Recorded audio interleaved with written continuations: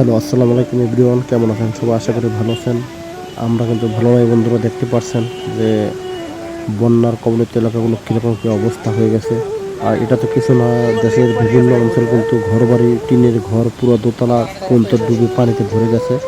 আর এই চিত্রটা কিন্তু বন্ধুরা হচ্ছে কি আপনার গুলশান ২ নম্বরের মানারত স্কুলের পিছন থেকে সাদাতপুর যাওয়ার যে লিঙ্ক রোডটি, সেখানে দুই লেক পাড়ের মাঝখানে যে একটি রাস্তা ছিল, সড়ক, সেই সড়কটি কিন্তু দেখতে পাচ্ছেন বন্ধুরা যে পানির এত চাপ, যে চাপের কারণে কিন্তু রাস্তাটাই ভেঙে গেছে। আর কি পরিমাণ পানি যাচ্ছে, আর মানুষগুলো তাকিয়েছে কিন্তু এখানে কিন্তু দাঁড়ানোটাও রিস্ক বন্ধুরা। এই মাটির নিচে কিন্তু মাটি নেই, এই রাস্তার নিচে কিন্তু কোনো মাটি নেই, সব কিন্তু একবারে ধুয়ে চলে গেছে।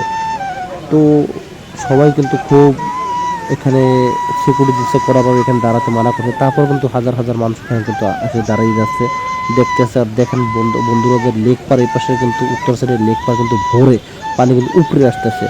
আর এত পরিমাণ পানি হয়েছে, ক্যান্টনমেন্টের ভিতর থেকে সব পানিগুলো এই লেগে নামছে। আর এখান থেকে কিন্তু আপনার দক্ষিণ দিকে নামার সময় কিন্তু তারা নামতে পারছে না, পানি আটকার কারণে। তাই এ, আপনার রাস্তা ভেঙে কিন্তু পানি বেরিয়ে যাচ্ছে। আর এটা যদি এখনও সরকার যদি পদক্ষেপ না নেয়, তাহলে কিন্তু এই লেকের পাশে যে রাস্তাটি গুলশান থেকে আপনার সাদাতপুর যাওয়ার যে লিঙ্ক রোডটি, এটা কিন্তু আর থাকবে না, এটা কিন্তু ভেঙে চৌচির হয়ে যাবে। আর এখান থেকে কিন্তু তখন নৌকা দিয়ে পারাপার করতে হবে। সব বন্ধুরা, যে আপনারা কী বলেন অবশ্যই কমেন্ট করুন যে সরকারের খুব দ্রুত এখানে উদ্যোগ নেওয়া দরকার। আর এখানে এই রাস্তা বাদ দিয়ে একটি ইমার্জেন্সি ব্যাপারে সেতু বানানো দরকার।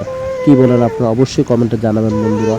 আর দেখেন পুরো কিন্তু অবস্থা কিন্তু খুবই ভয়ঙ্কর, আর সবাই কিন্তু এখানে দেখতে আসছে। আর এখানে কিন্তু বন্ধুরা অনেক কিন্তু মাছ ধরতেছে, বিশেষ করে যে শাকার মাছগুলো, যেগুলো আপনার আগে পানির গ্লাসের মধ্যে পালতো শৌখিন করে মানুষ, আর এগুলো কিন্তু এখন ভরা। তো আজকে এই পর্যন্ত।